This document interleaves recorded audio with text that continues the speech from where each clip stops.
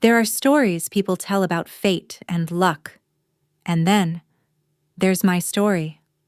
I was once the woman who won $50 million, yet lost everything that truly mattered. The wife who discovered cold-blooded betrayal just beyond her husband's glass office door, and the mother who turned utter silence into a weapon of razor-sharp revenge. This isn't a story about money.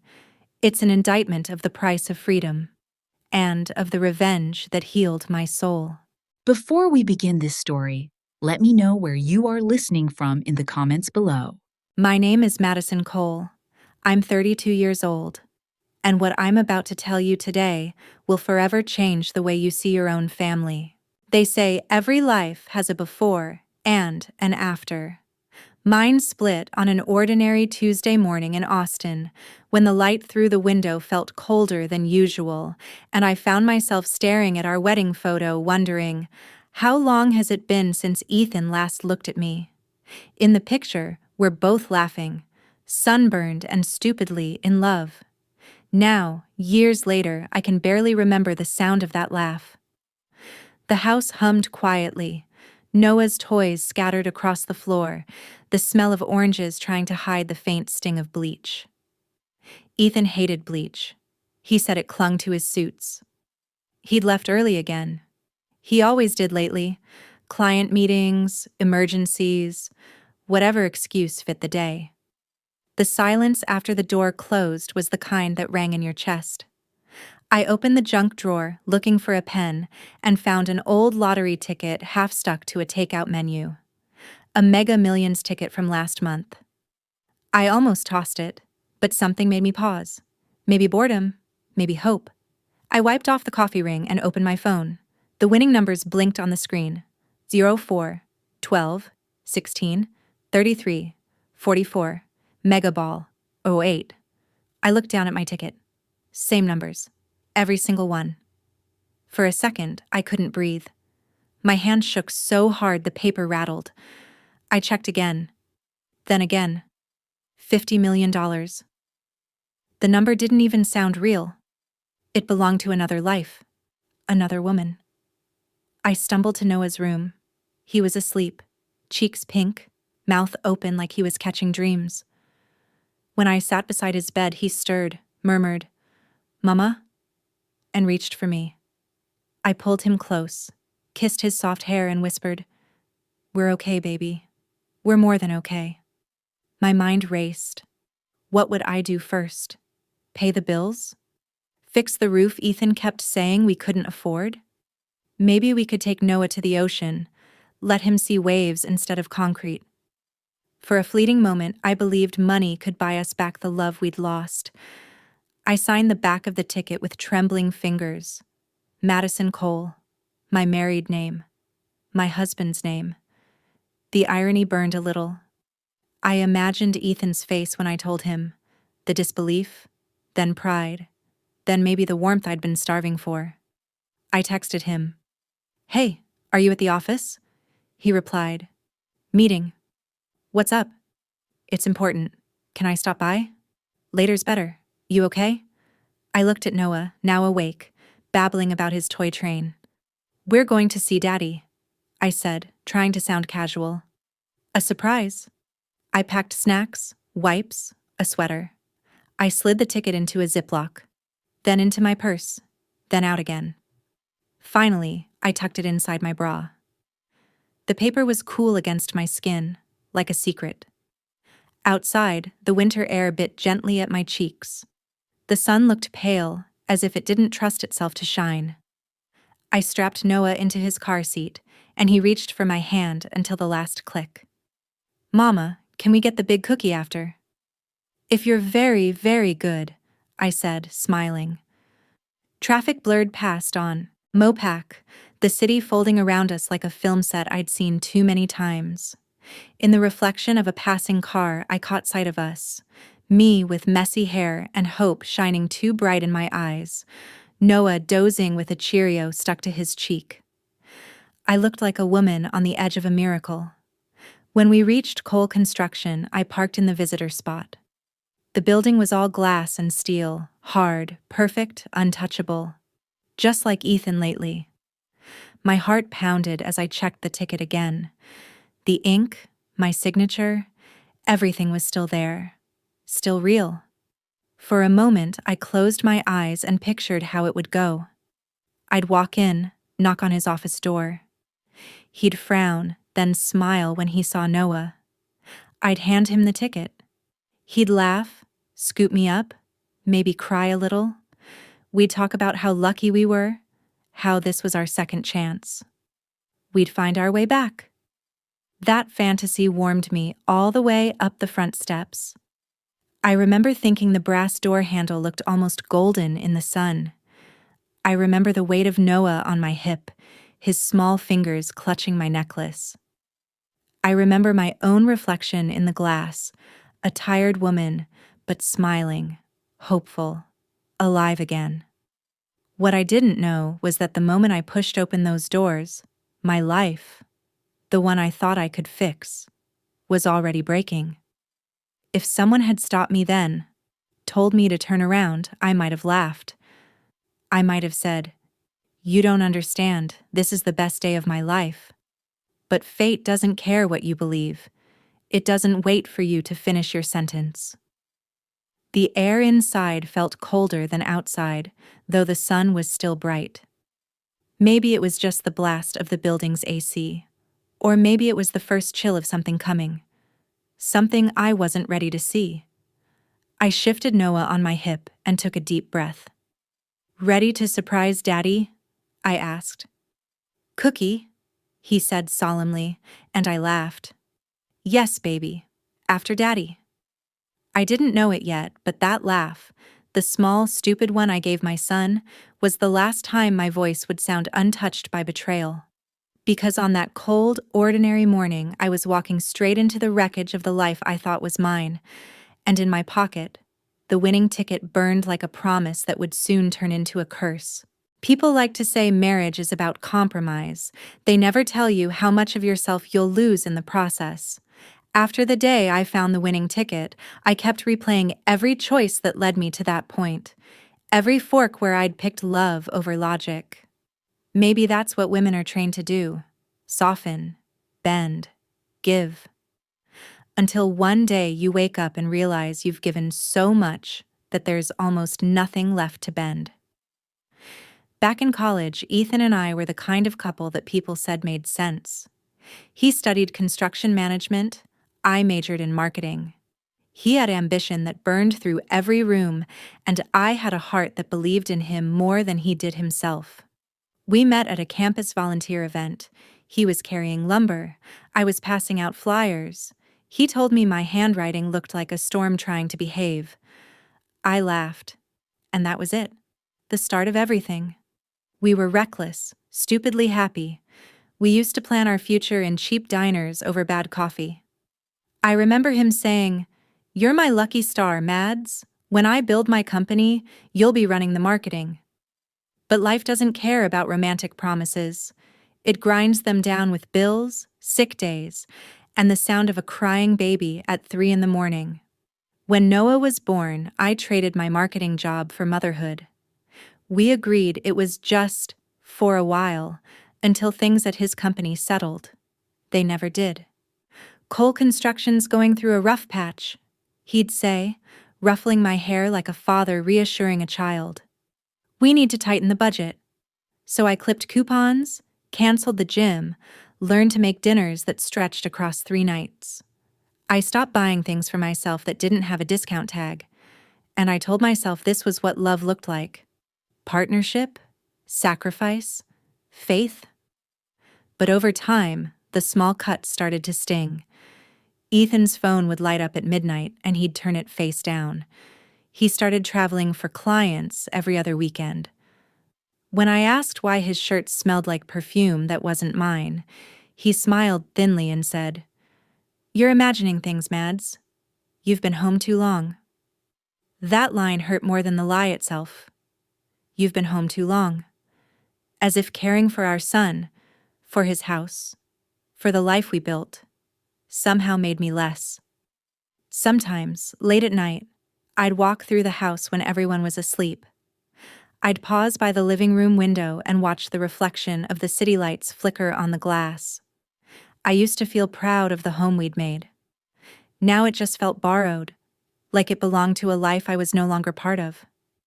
Still, I stayed. Because of Noah. Because of the version of Ethan I couldn't stop believing would come back. Because hope, even when it's rotting, still smells like something sweet.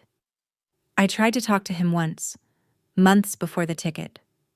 I waited until Noah was asleep, made tea, sat across from him at the kitchen table like we used to when we had nothing but dreams. "Ethan," I said quietly, "do you still see us the same way?" He didn't look up from his phone. "What's that supposed to mean?" "I don't know," I whispered. "You just seem far." He sighed, finally meeting my eyes. "Madison, everything I do is for this family. You think I want to work 12-hour days? Don't start this guilt trip again." Again. Like caring was a crime. I nodded, said sorry, and the conversation died before it could live. That's how most of our fights ended. One of us surrendering just to keep the peace. Usually me. After that, I started hiding my feelings behind chores. I'd clean the kitchen until the counters shone, fold Noah's laundry into perfect squares, pretend that perfection on the outside might quiet the storm inside. The only place I ever let myself fall apart was in the shower. There, with the water loud enough to drown me out, I could cry without explaining why. The irony is, I didn't hate Ethan then. I pitied him. I thought he was just lost, buried under pressure, forgetting what we used to be. I still believed that love could fix him, that I could fix him. That's the cruelest lie women tell themselves. When I held that winning ticket, I honestly thought it was fate's apology. Like the universe finally saying, "You've given enough, Madison. Here's your reward." I thought maybe this was my sign to save us. I remember the night before I went to his office. The air was heavy with the smell of rain, Noah snoring softly down the hall. I sat by the window, ticket in hand, and whispered to the dark, "Tomorrow, everything changes." I didn't know how right I was. I look back now and see it clearly. The cracks were already there. The late nights, the distant smiles, the way he'd say "we" when things went wrong, but "I" when things went right. I had mistaken survival for love. And love, once you strip away the illusions, can be the cruelest mirror. That night, I pressed the ticket to my chest and imagined Ethan's arms around me again, our family whole, our laughter back. I fell asleep with hope still clinging to me like perfume, and when I woke up, I had no idea I was about to walk into a room where that hope would shatter into 1,000 tiny, sharp truths. Because the next morning, when I opened those glass doors at Cole Construction with Noah in my arms, I wasn't stepping into a celebration. I was stepping into the beginning of the end. The memory of that day still lives in my body. The way the air turned sharp the moment I stepped inside Ethan's office building. How my chest tightened, though I didn't yet know why. Noah's tiny fingers were tangled in my sweater as we walked through the glass doors of Cole Construction. The receptionist, Chloe, looked up, startled to see me. Her lipstick was the color of fear pretending to smile. "Oh, Mrs. Cole," she stammered. "Ethan's, in a meeting right now." I smiled, still floating on the high of our secret fortune. "That's okay. I can wait." But she didn't move. Her eyes flicked toward the frosted glass of Ethan's office, then back at me. There was something, hesitation, maybe pity, flickering there. Before I could ask, a sound cut through the silence. Laughter. A woman's laughter. It came muffled through the wall, warm and playful. The kind of laugh that used to belong to me. My stomach went cold, the blood in my veins slowing until every heartbeat felt like an echo. Chloe shifted uncomfortably. "Maybe you should—" "I'm fine," I said too quickly, my voice cracking at the edge. Noah tugged on my sleeve. Mama? Cookie? Soon, baby, I whispered, though my throat had gone dry. Then I heard Ethan's voice, clear, low, familiar, wrapped in charm I hadn't heard in years. Don't worry, babe. Once I file the divorce papers, that small-town fool won't see a penny. She's too busy playing mommy to even look at the books. The world tilted. For a heartbeat, I thought I'd misheard. My mind tried to rearrange his words into something less cruel. But then came the sound of another laugh. A woman's. Soft. Satisfied. Samantha.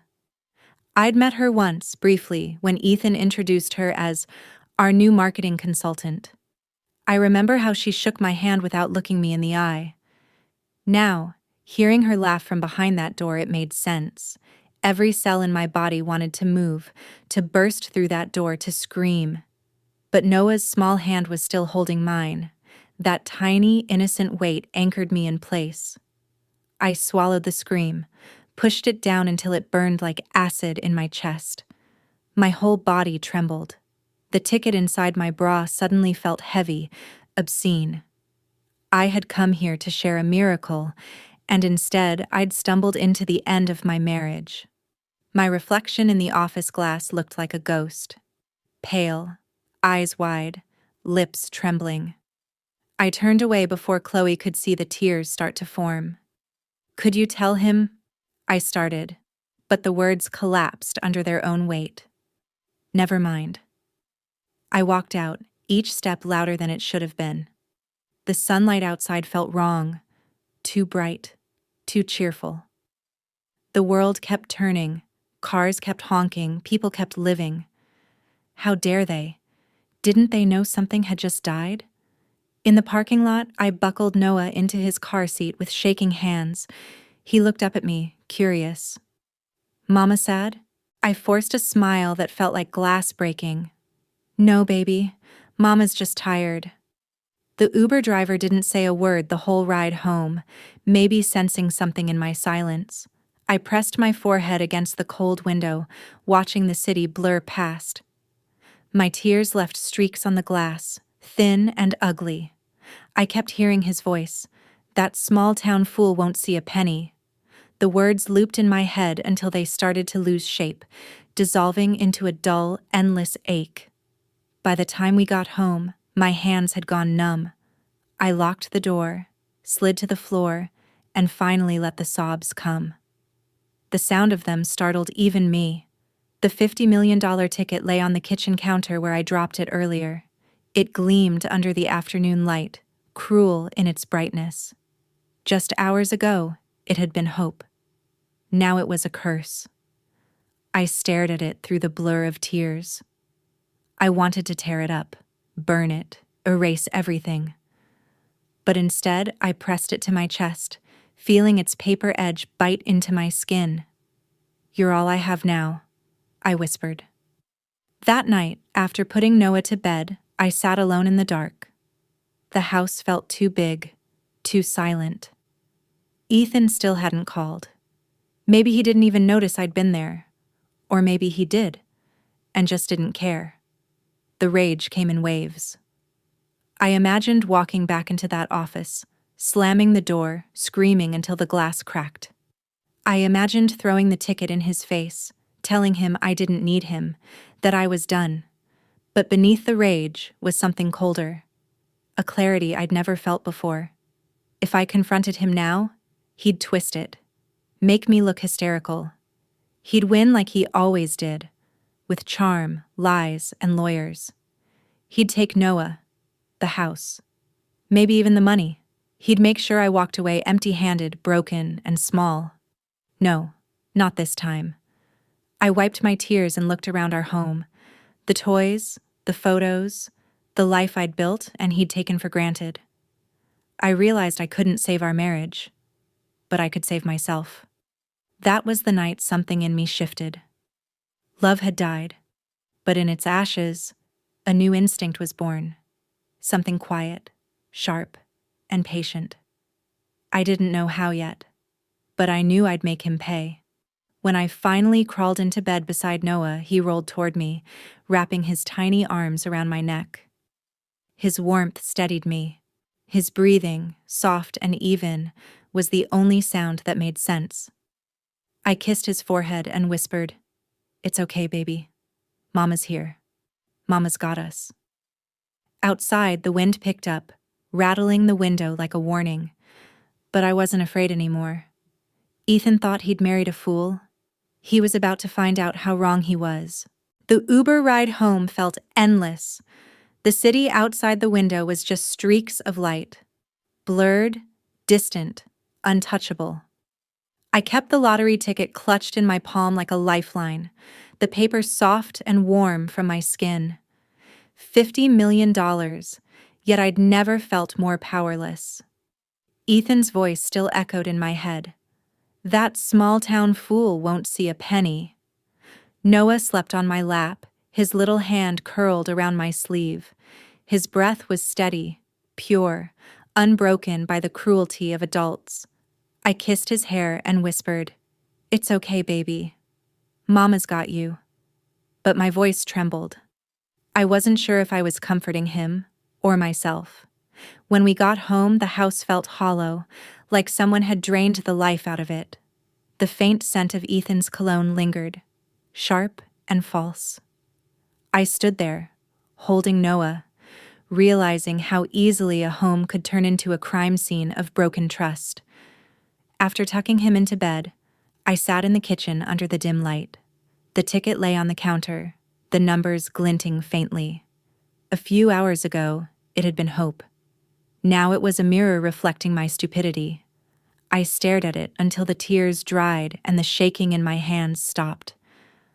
I thought about driving back to Ethan's office, barging in, screaming, throwing that ticket in his smug face.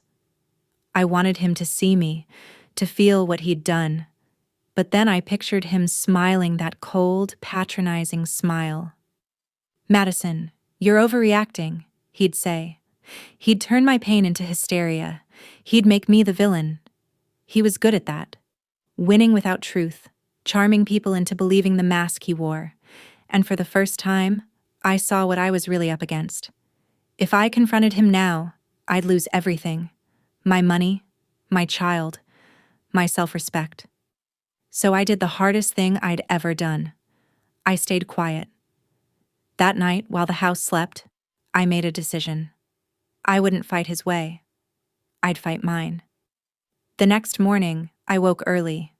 The sky outside was gray, heavy, waiting to break. I moved through the house in silence, folding laundry, washing dishes, humming softly so Noah wouldn't notice. He giggled when I made pancakes shaped like stars. "Daddy?" he asked. I forced a smile. "Daddy's working, honey." When he wasn't looking, I opened my laptop and started searching. How to claim lottery winnings anonymously, setting up a trust fund, legal protection in Texas. Every word, every click steadied me. My heartbreak was slowly becoming strategy. By evening, I knew what I had to do. I picked up the phone and called my mother. Donna answered on the second ring, her voice the same calm it had always been. Steady, practical, safe. I told her everything. Ethan, the affair, the ticket.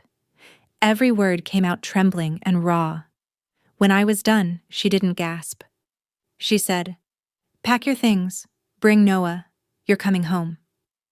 3 days later, I told Ethan I needed space, that the tension was bad for Noah. He barely looked up from his laptop. "Take a few days," he said. I saw the flicker of relief in his eyes. Relief that I was gone. Relief that his lies could breathe. That was the moment I stopped loving him for good. When the plane touched down in Florida, the air smelled like salt and sunlight. Donna was waiting at the gate, arms open, eyes fierce. She didn't say, "I'm sorry." She said, "You're safe now." That night, we sat in her small kitchen. The hum of the refrigerator filled the silence as I told her everything again. The office, the laughter, the words that broke me. She listened, then leaned forward, elbows on the table. You don't fight a man like that with emotion, she said. You fight with patience. You let him think he's already won. Her plan was precise, methodical. She'd help me claim the winnings under an alias, her name, not mine. She'd open secret accounts, layers of protection. The money would disappear into the system like mist, untouchable. I watched her take notes, her hands steady, her expression unreadable. For the first time since that morning, I felt something close to safety. That night, after Noah fell asleep, I sat in the guest room, listening to the waves hit the shore. I thought about all the years I'd spent bending myself around Ethan's ambition, believing sacrifice was love. I thought about the girl I used to be, the one who believed a marriage license was a promise instead of a warning. Before dawn, I took out the ticket again. The paper was creased, the ink smudged where I'd gripped it too hard. I stared at my signature, Madison Cole, and felt the faintest pulse of strength. That name used to feel small. Tonight, it felt like armor. I slipped the ticket into a plastic sleeve, pressed out the air, and locked it in the little safe Donna gave me.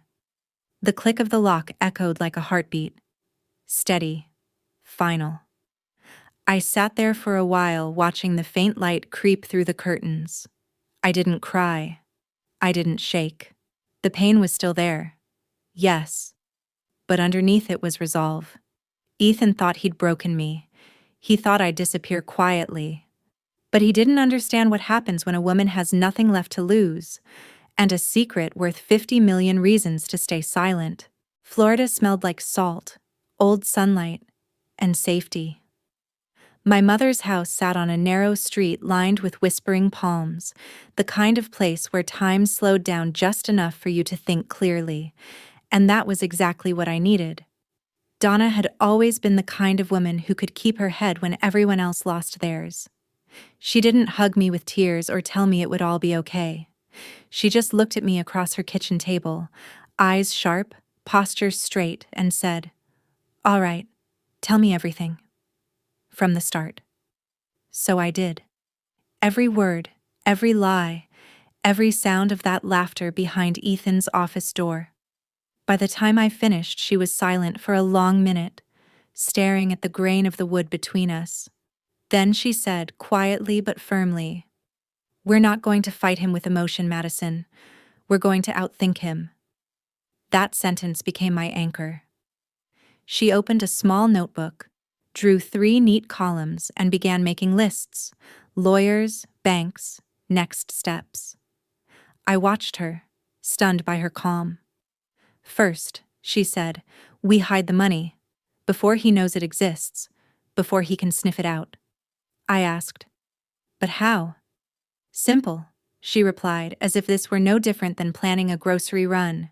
"You can't claim anonymously in Texas, but I can in Florida. I'll be the name on paper, under an alias. We'll open accounts in layers, trusts, subtrusts, shell accounts, everything legally airtight but buried deep." I felt dizzy. "Mom, that's smart," she cut in. "You'll stay invisible. Let him think you're heartbroken and broke. Let him believe he's already won." There was something almost surgical about the way she said it. Years as a nurse had trained her to keep emotion separate from action.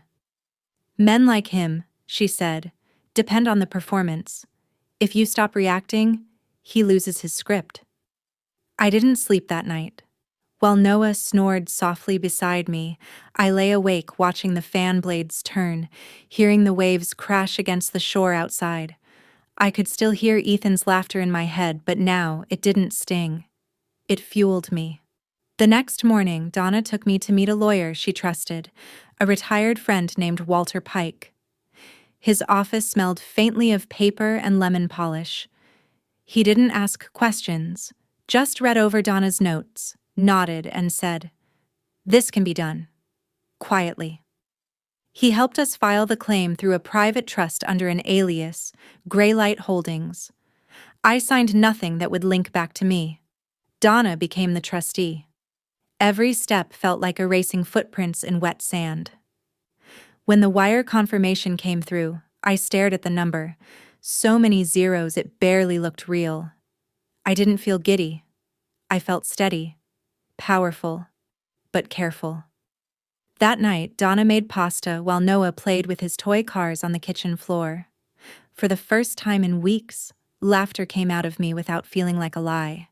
She raised her glass of wine and said, "To new beginnings, to strategy." I clinked my glass with hers, to not being the fool anymore. Over the next few days, we built a plan, an actual roadmap of survival. Donna called it the long game.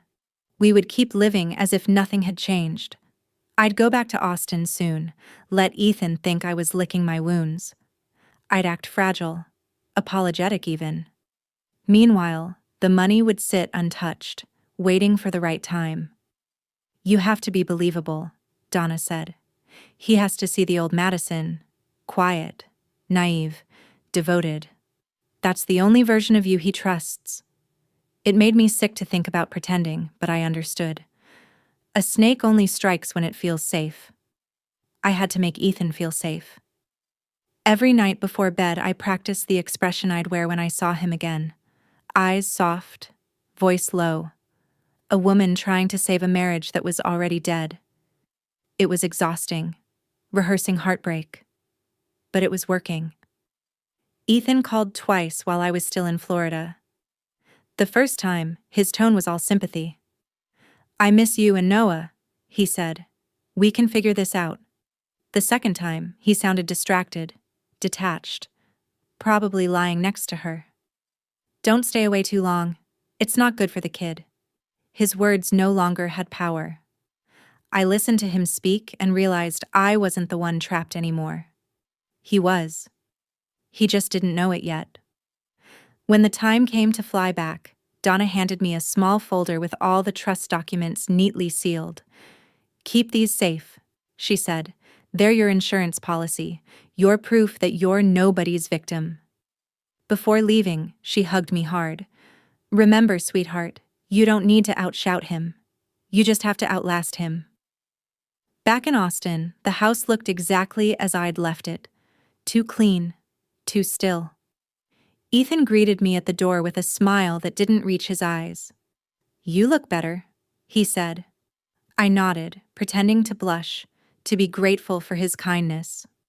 Inside, my pulse stayed steady. He poured me a glass of wine, asked about Florida. I told him Donna had helped me calm down. He smiled, satisfied. "That's good. You needed the space." Every word he said, every careless pat on my hand, confirmed what I already knew. He believed the performance. He thought I'd returned weaker. He couldn't see that I'd come back armed. That night, while he slept, I walked quietly through the house, barefoot, stopping in front of his office door. The door that had once hid his laughter with her. My reflection stared back from the dark glass, and I whispered to it, "You're not afraid anymore." I turned the handle, just to feel it move.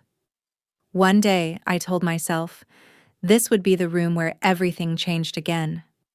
But this time, it would be my turn. When I crawled into bed beside him, he shifted, half asleep, murmuring, "Missed you." I stared at the ceiling and said softly, "I know." Inside, my heart was calm. No rage, no grief. Just purpose. I wasn't the same woman who had walked into his office with hope and walked out shattered. I was something else now, something forged from betrayal and silence. He thought he still held all the cards, but I had 50 million reasons, a mother's mind, and the patience to make him choke on his own lies.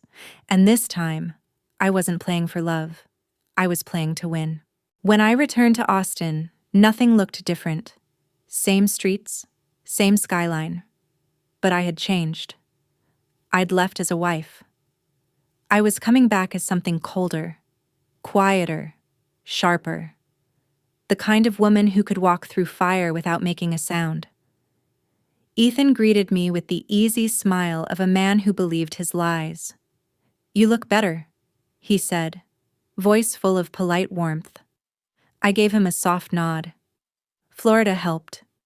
He bent to kiss Noah on the head, his new watch flashing under the kitchen light. I noticed the sleek leather band, the faint scent of unfamiliar perfume, Samantha's perfume. I kept my expression calm, my pulse steady. I'd learned in Florida how to smile with purpose. The first week back, I played my part perfectly. I asked about his work, made dinner, tucked Noah into bed, and folded laundry while Ethan scrolled through his phone beside me. He seemed relieved by my silence, mistaking it for forgiveness. The more he relaxed, the easier it became to study him, to map his routines, his weaknesses. One night he set down his fork and said, "The company's short-staffed. Chloe's been out sick, and Samantha's swamped. Maybe you could help out at the office for a bit?" My heart skipped, but my face didn't show it. "You want me to work there?"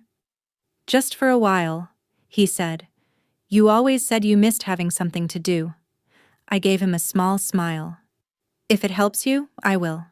He looked pleased, as if I were returning to my proper place. That's my girl. The next morning, I dressed for humility, jeans, an old sweater, barely their makeup. I wanted to look harmless, like a woman trying to rebuild her life. In the mirror, I barely recognized myself. Perfect. When I walked into Cole Construction, conversations faltered. The receptionist's polite smile faltered too. Samantha was already there, perched on Ethan's desk like she belonged there, her perfume thick and sweet as poison. "Madison," she said with false cheer. "What a surprise." I smiled faintly. "Guess Ethan forgot to tell you." Ethan came out of his office, sleeves rolled up, grin easy. "Glad you're here, Mads. We can start small, help with filing, cleaning, whatever keeps things moving." Cleaning. Of course. The humiliation was deliberate, though he'd never admit it. By noon, I was on my knees under his desk, scrubbing the floor. The scent of their perfume and cologne clung to the air, thick enough to choke on. I paused, staring at the faint imprint of 2 glasses on his desk. My stomach twisted, but I kept moving. Each swipe of the rag was a small act of control, a rhythm I could own. Samantha passed behind me, her heels clicking on the tile. "You missed a spot," she said, smiling. I looked up at her, steady. "Don't worry, I'll get it." And I would. When the office emptied out for lunch, I sat in the break room alone, eating the sandwich I'd brought from home. My hands smelled of bleach and cheap soap. No one sat near me. Pity is contagious and no one wants to catch it. But I didn't care. I wasn't there to be liked. I was there to observe. Each day I studied everything: Ethan's habits, Samantha's expressions, the layout of his office. I memorized the code to the printer, the rhythm of his footsteps, the places he left documents half hidden. At home, I kept up the act. "How was your day?" he'd ask, half listening. "Fine," I'd answer, kissing Noah's forehead, pretending exhaustion. He believed every word.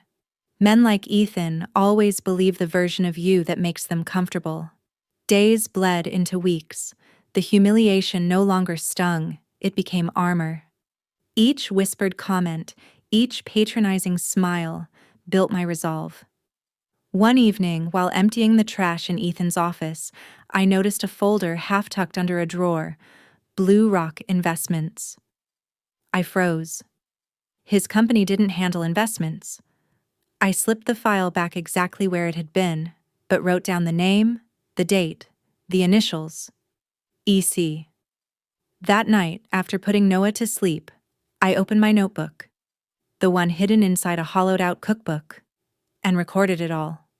Every detail, every inconsistency. Revenge doesn't begin with rage. It begins with record-keeping. I kept up the routine for weeks. I learned who laughed too loudly when Ethan entered the room, who avoided his eyes. I learned that Samantha's laughter got tighter when he was angry, and that he kept a second phone in his top drawer.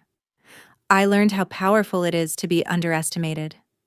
Sometimes, when I was alone in his office at night, I'd catch my reflection in the dark window. Hair pulled back, sleeves rolled up, eyes hard. I would whisper, "You wanted me quiet, Ethan. Here I am." The irony was cruel. He thought he'd humiliated me into submission, but all he'd done was give me proximity, and proximity was power. One Friday, he complimented my work ethic in front of the staff. Everyone clapped politely. I smiled, looking down, my cheeks warm. He mistook it for gratitude. In reality, I was memorizing the password he typed into his laptop seconds later. That night, Donna called. "How's the act?" she asked. "He believes it," I said. "All of it." "Good," she replied. "Let him."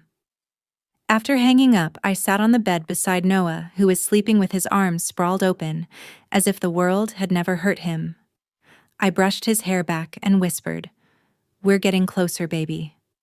Each day at that office, each stain I scrubbed, each fake smile I gave, it all served a purpose. The humiliation no longer defined me, it refined me. When I walked into work the next Monday, Samantha looked at me with her usual disdain. I smiled back, because she didn't know that while she played mistress, I was becoming the ghost in the system, the one watching, recording, waiting. Ethan thought I was crawling back to him. He thought pity would keep me tame. But I wasn't crawling. I was coiling. And one day soon, I would strike. By my third week back at Cole Construction, I had mastered invisibility. I moved quietly, smiled when expected, and spoke only when necessary. People stopped whispering about Ethan's poor wife. I had become part of the office furniture, harmless, ignorable, exactly what I needed to be. That's when I noticed Eleanor Green. She was the head accountant, mid-50s, gray hair cut with military precision. The kind of woman who knew everyone's salary and none of their secrets. I saw how others tiptoed around her. She didn't smile much, but she didn't fake anything either. One afternoon, I offered her half of my turkey sandwich. She blinked like I'd just broken an unspoken rule. "You made this?" she asked. "Too much," I said. "And you look like you forgot lunch." She hesitated, then took it. The next day, she brought me coffee. By the end of the week, we were sitting together most days, sharing quiet lunches and small talk about weather and overwork. But soon her tone began to change.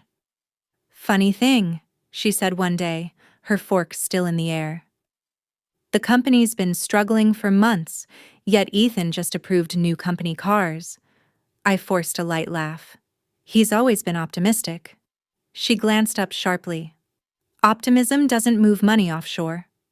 My pulse jumped. "Offshore?" Eleanor lowered her voice. "Something called Blue Rock Investments. Large transfers every month. It doesn't belong to the company. I've seen enough to know that much." The name hit me like an electric current. I remembered the folder I'd seen tucked under Ethan's desk weeks earlier. Blue Rock Investments. That night, I couldn't sleep. I turned the name over and over in my mind, like a riddle that already knew its answer. By morning, I'd slipped a small flash drive into my pocket. I wasn't sure what I'd find, only that I had to see it with my own eyes. For the next few days, I stayed late under the excuse of cleaning. I memorized the rhythm of the office, the sound of the copier, the timing of the security guard's rounds, the hum of the lights when everyone was gone. I became part of the building's silence. Finally, one night, I moved. The office was empty, lights dimmed. I slid into accounting and typed Blue Rock into the search bar. Folders appeared, transactions, invoices, statements. My fingers trembled as I plugged in the flash drive. The progress bar crawled across the screen. 20%, 30. Footsteps echoed down the hallway. "Madison?" Ethan's voice. My heart slammed. I yanked the drive free, killed the lights, and dropped to the floor beneath Eleanor's desk. The door opened. His cologne filled the room before his shadow did. Strange, he muttered. Papers rustled, drawers opened and shut. Then his phone buzzed. "Yeah, babe," he said softly. "I'm leaving now. Don't worry." When the elevator dinged and the doors closed, I stayed frozen, until the silence became unbearable. I crawled out, legs shaking, and there, standing in the doorway, was Eleanor. "You didn't finish copying," she said. He came back. She studied me for a long moment, then nodded. "Go home. Leave this to me." The next morning, she didn't look at me once, but as I grabbed my purse to leave, she brushed past and murmured, "Check your pocket." Inside was a small flash drive wrapped in a sticky note. "Insurance. Don't open it here." That night, after Noah fell asleep, I sat in my room with my laptop open and my hands trembling. When I plugged in the drive, folders bloomed on the screen. Wire transfers, invoices, audio. I clicked the audio first.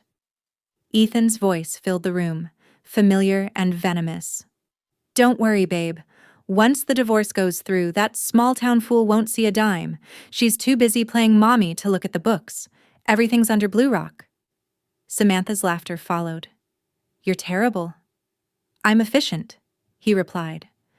I hit pause. For a long moment, the room was silent except for the hum of the air conditioner. I stared at the black reflection of my face in the screen. I didn't cry. I didn't even shake. I just felt a cold steadiness settle into me. I copied everything onto 2 more drives.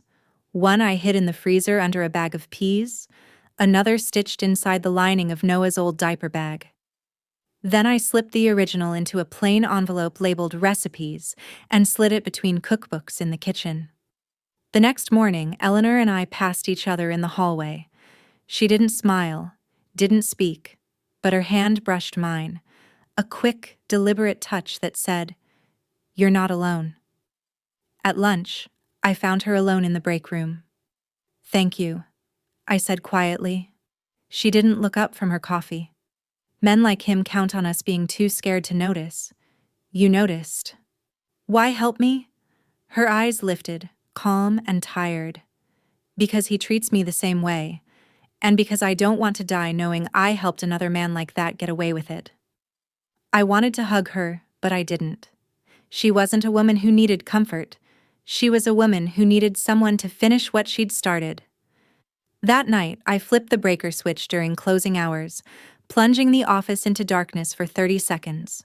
When the lights came back, the accounting servers resynced. I slipped into Eleanor's station, plugged in my drive, and copied the missing files. This time, the progress bar reached 100.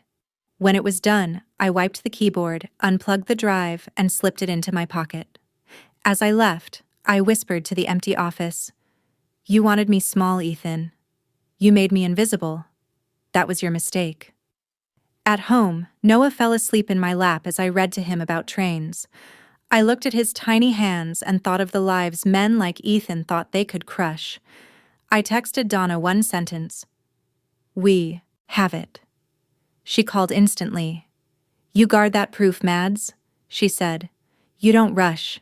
Timing is everything." "I know," I whispered. "He's not ready yet." Outside, the night air was thick and still. I stood at the window, watching the lights of the city flicker like stars about to burn out. Ethan thought I was still his obedient wife, the one who'd never dare look behind his curtain. But I had looked. I had seen. I had proof. And this time, I wasn't running from him. I was waiting for him to run out of lies. The day Ethan handed me the divorce papers, the world felt eerily calm. No storms, no raised voices. Just the quiet hum of the ceiling fan spinning above the kitchen table where I'd once dreamed we'd grow old together. He slid the documents toward me with the same hand that had once held mine, and I realized how heavy paper could feel when it carried the end of something you used to pray for. I think this is best for both of us, he said, his tone rehearsed, managerial. You'll keep the house until it sells. I've handled all the debts, but we'll need your signature here and here. I looked down. Debt. The word was underlined 3 times. The pages were full of financial traps, joint loans I never approved, phantom business expenses, credit lines opened in my name. He'd buried me in numbers, just like he'd buried his lies. I met his eyes, calm. You've really thought of everything, haven't you? He smiled, that patronizing smile I used to mistake for charm. Just keeping things clean, Mads. You always hated conflict. I almost laughed. Not anymore. He leaned back in his chair, confident. If we do this quietly, no lawyers, we can both move on. I'll even cover Noah's schooling for now. For now. The arrogance in those words could have crushed me once, but now I only felt a strange, soft pity. Ethan thought he was ending me. He didn't realize he was writing the final act of his own story. I picked up the pen and signed where he pointed, slowly, deliberately, as if I were tracing the outline of his downfall. My hand didn't shake once. He smiled, relieved. See? We can still do this the easy way. I guess we can, I said, sliding the papers back toward him. Sometimes peace just looks different than people expect. He didn't notice the glint in my eyes. He didn't know the walls were closing in. That night, when Noah was asleep, I sat by the window, the document spread across my lap. I felt no rage, just the clarity of a surgeon before a clean incision. The file Eleanor had given me was hidden safely, encrypted, untouchable. My mother's voice echoed in my head. Don't rush. Timing wins wars, not weapons. I wasn't angry anymore, I was patient. Over the next week, Ethan acted like nothing had changed. He texted casually about arrangements, and I responded with brief, polite messages. He had no idea I'd already sent copies of every incriminating document to Donna, stored in 3 separate locations, each labeled under harmless names: Noah's medical files, old recipes, travel insurance. The evidence was everywhere and nowhere. Meanwhile, I began to clean the house, not for him, but for myself. Each drawer I emptied, each closet I packed, felt like an exorcism. I found our wedding photo tucked in a drawer, the glass cracked through the middle. I stared at it for a moment, tracing the line that split us apart. Then I slid it into a box marked trash. When I called Donna, she answered on the first ring. It's time, I said. Are you sure, Mads? I've never been more sure. Then do it with grace, she said. That's how you'll win. The day I left Austin, the sky was painted the same dull silver as the morning we married. I packed Noah's toys, my clothes, and the smallest pieces of my life that still felt real. The rest I left behind. The dishes he'd picked, the sheets that smelled like a stranger, the silence that had replaced love. Ethan watched from the doorway, pretending detachment. So, this is it, he said, voice almost wistful. This is freedom, I corrected. He tried to smirk, but it faltered. You'll regret this one day. I smiled softly. Maybe, but I'll regret staying more. As the car pulled away, Noah waved out the window, blissfully unaware.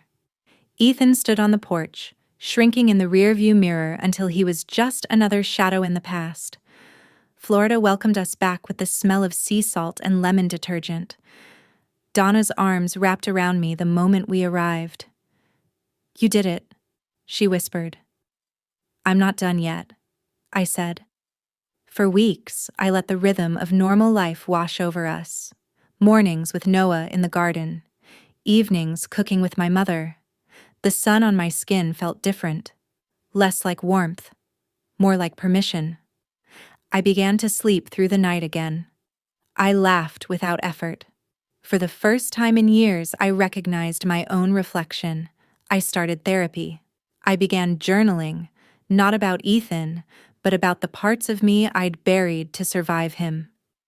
Each entry was a small act of forgiveness, a way of rebuilding myself brick by brick. Then one afternoon, the call came. A lawyer representing Ethan. "Mrs. Cole," he said, "Mr. Cole has filed a complaint claiming you concealed marital assets." I almost smiled. Of course he had. He couldn't imagine a world where I could win without cheating. "Tell him," I said evenly. "I'll see him in court." The night before the hearing, I tucked Noah into bed and watched him sleep. He looked peaceful, untouched by the chaos of adult cruelty. I brushed a curl from his forehead and whispered, "We're almost there, baby." Donna came in quietly, carrying 2 cups of tea. "You ready?" she asked. "As ready as I'll ever be." She smiled. "He won't see it coming." "I don't want to destroy him," I said softly. "I just want peace." "Sometimes peace looks like justice." I nodded. She was right. I wasn't doing this for revenge anymore. I was doing it for closure. For every woman who'd ever been silenced, humiliated, dismissed. For the version of myself who once thought love meant endurance. I took the flash drive from its hiding place in the lining of Noah's old diaper bag and held it in my hand. It felt strangely warm, alive, like it knew what it carried. Ethan's words, his arrogance, his crime. I placed it in a small box with the label Phoenix. It wasn't just evidence anymore. It was a symbol of rebirth. That night, I couldn't sleep. I stood on the balcony, the Florida breeze brushing against my face, the sound of waves steady like a heartbeat. I thought about everything I'd lost, and everything I'd gained. Tomorrow, Ethan would face the truth. Tomorrow, I'd stand in that courtroom and reclaim what was mine. But tonight, for the first time in years, I felt light. Because the war was nearly over, and for once, I wasn't fighting to survive him. I was fighting to save me. The courthouse smelled of dust, coffee, and endings. I sat quietly beside my lawyer, my hands folded on my lap. Inside my bag was the small flash drive that carried Ethan's downfall, the proof, the voice, the truth. Across the room, he looked immaculate in his navy suit, confident as ever. Samantha sat beside him, legs crossed, smile rehearsed. He didn't even glance my way. Maybe he thought looking at me would make the performance harder. Maybe he'd already forgotten what my eyes used to mean. "Case number 1182, the clerk announced. "Cole versus Cole?" The judge entered, stern and steady. "We are here to review the plaintiff's claim that Mrs. Madison Cole has concealed marital assets." Ethan's lawyer stood first, smooth as silk. "Your Honor, my client's wife has deliberately hidden substantial lottery winnings obtained during the marriage. We request a full investigation and a temporary freeze on all her known accounts." He spoke with confidence, the kind born from years of winning. I kept my face calm. When it was my turn, my lawyer, Maria Lopez, rose with quiet grace. "Your Honor, my client has nothing to hide, but the same cannot be said for Mr. Cole." A ripple of tension moved through the courtroom. Ethan frowned. Maria continued, "We have evidence showing that Mr. Cole has laundered funds from his company through an offshore account under the alias Blue Rock Investments. The transfers were made using company resources and hidden from his spouse and the IRS." Ethan's lawyer scoffed. "That's a serious accusation. Do you have proof?" I stood then, my voice steady. "Yes," I said, placing the folder on the desk. "Every number, every word." The judge nodded. "Proceed." Maria plugged in the flash drive. "This contains wire records, bank transfers, and a recording directly from Mr. Cole's office." The room went silent. Then Ethan's voice poured through the speakers, smooth and venomous. "Don't worry, babe. Once the divorce papers are filed, that small-town fool won't see a dime. She's too busy playing mommy to check the books. Everything's under Blue Rock." A faint laugh followed. Samantha's. The judge's face hardened. Ethan went pale, his composure cracking for the first time. He turned toward me, mouth half open, as if to speak. But what could he say? His own voice had just signed his confession. Maria handed over the printed reports. Eleanor's documentation, signatures, timestamps, all verified. Your Honor, these transactions were extracted from Cole Construction's internal server, with statements provided by the company's senior accountant. The judge reviewed the papers slowly. Then she looked at Ethan. Mr. Cole, is there any reason this court should not refer this case to the IRS for criminal investigation? He opened his mouth, closed it, and glanced at his lawyer. Silence. The judge tapped her gavel lightly. The plaintiff's claim is hereby dismissed. Given the evidence presented, this court finds probable cause for further inquiry into Mr. Cole's financial conduct. Agents from the IRS will be notified immediately. Ethan's lawyer whispered something frantic. Samantha turned away, face drained of color. The bailiff approached Ethan, motioning for him to stand. The metallic sound of handcuffs echoed faintly in the distance as officers entered the room. It was subtle, just enough to make the whispers start. I sat still, breathing evenly. I didn't smile. I didn't need to. When Ethan finally looked at me, it wasn't anger I saw. It was disbelief. For the first time, he looked small, human, fragile. I gave him nothing in return. Outside, sunlight hit my face like a benediction. Cameras flashed, reporters shouted, but their voices felt far away. Maria touched my shoulder gently. It's over, she said. Not yet, I replied, but it will be. Donna waited at the bottom of the courthouse steps, hands clasped, eyes wet with pride. When I reached her, she didn't speak. She just pulled me into her arms. For the first time in years, I let someone else hold my weight. Noah's small voice broke the moment. Mommy, did we win? I knelt to him, brushing his curls back. We told the truth, baby. That's what winning means. He grinned and hugged me so tightly it hurt. That night, in the hotel room, I sat by the window, watching the city lights flicker below. The flash drive lay on the table beside me, now just a quiet piece of metal, its purpose fulfilled. I picked it up, feeling its cool weight one last time, then slipped it into an envelope marked Phoenix. Outside, the night air was soft and warm. I thought about Ethan, sitting somewhere under fluorescent lights, surrounded by lawyers and forms he couldn't manipulate anymore. I didn't feel hatred, only a strange, distant sadness for the man he could have been. He had built his empire on deceit, believing control was power. But control isn't power. Truth is. And I had finally taken it back.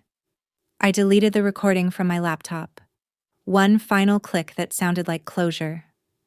Then I turned off the screen and let the darkness settle around me. Not heavy this time, but calm. The next morning, I woke to Noah crawling into bed beside me. He smelled like soap and sunlight. Can we go home now? He asked. Yes, I said, kissing his hair. We can finally go home. Donna was waiting in the lobby, coffee in hand, a faint smile tugging at her lips. You ready, Mads? I looked at her, at my son, at the open door leading to a world I'd built with my own resilience. Yeah, I said. Let's start over. As we stepped outside, the sky over Austin was streaked with pale gold. I thought about the years I'd lost, the love I gave freely, the parts of me I'd let die. But standing there with my son's hand in mine, I realized something simple and beautiful. I hadn't lost myself. I'd just been waiting to find her again. Ethan had tried to bury me in lies. Instead, he'd handed me the shovel.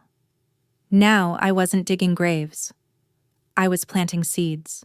A year after the trial, I woke to the sound of waves instead of alarms. The air in Atlanta smelled of morning rain and jasmine, and light spilled into my small riverside apartment like forgiveness. Noah's laughter echoed from the balcony where he was flying his paper kite, its red tail fluttering against the sky. I leaned against the doorway, coffee in hand, watching him. For the first time in years, my body didn't carry fear.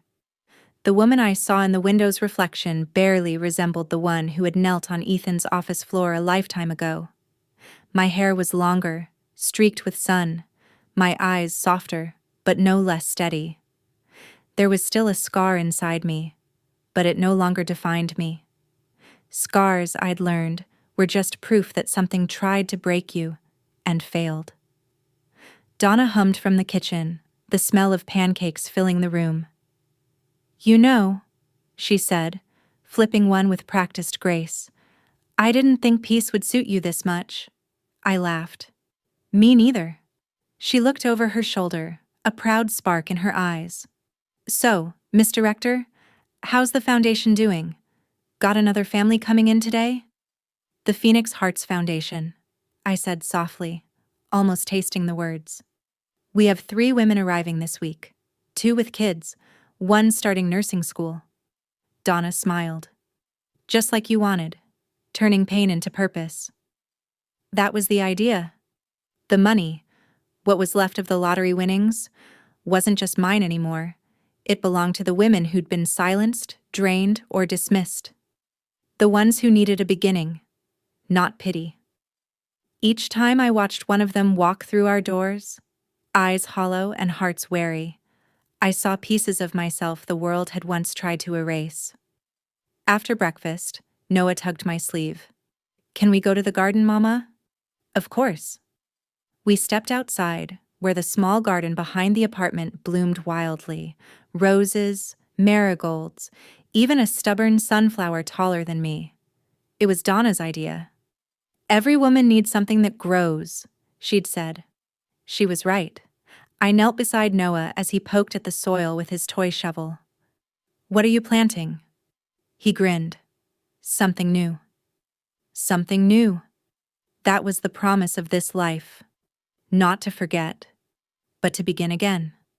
By afternoon, the sun had dipped low. I drove to the edge of the city, to a place I'd avoided for months. The State Correctional Facility.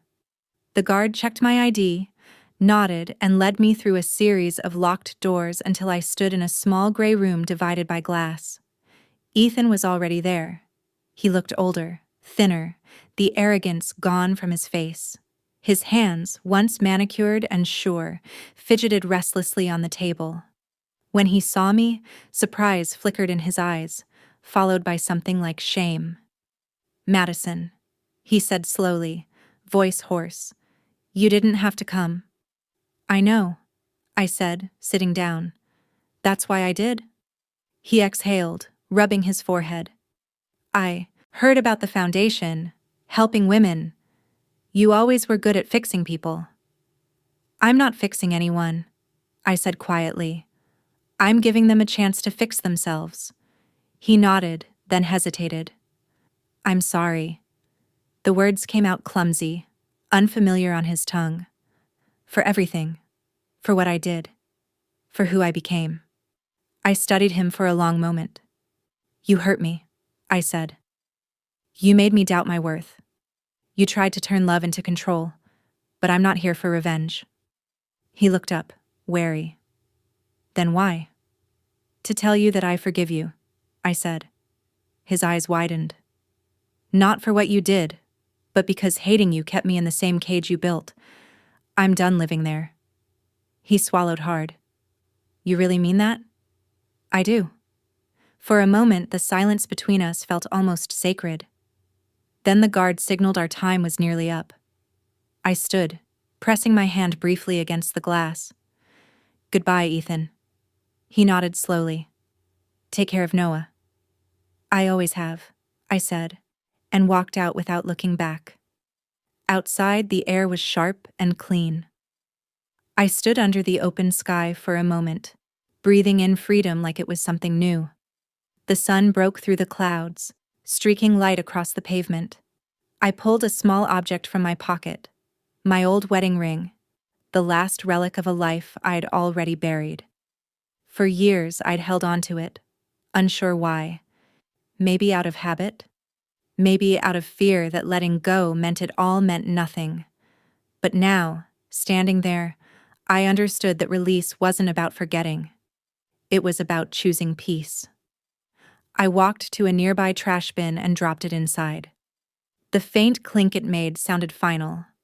That evening, Noah and I stopped at the park on our way home. He ran ahead, Kite trailing behind him, laughing into the wind. Donna watched from a bench, smiling softly, knitting something pale blue for the next woman who'd walk through our foundation's doors. I sat beside her, the sunset painting everything gold. "You did it, Mads," she said. "You really did." I nodded. "No, we did. You, me, Noah, Eleanor, every woman who refused to stay broken." In the distance, Noah's kite caught a gust of wind and soared higher, higher, until it looked like a flame against the evening sky. He turned back, shouting, "Look, Mama, it's flying!"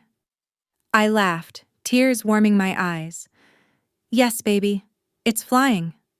Donna squeezed my hand. "You know, that kite looks a lot like your heart." "Maybe," I said, watching it dance in the air. "Except this time, I'm not afraid to let it go." The wind picked up, cool and clean, brushing past us like a promise. For the first time in a long, long while, I didn't feel the weight of what had been lost. Only gratitude for what had survived.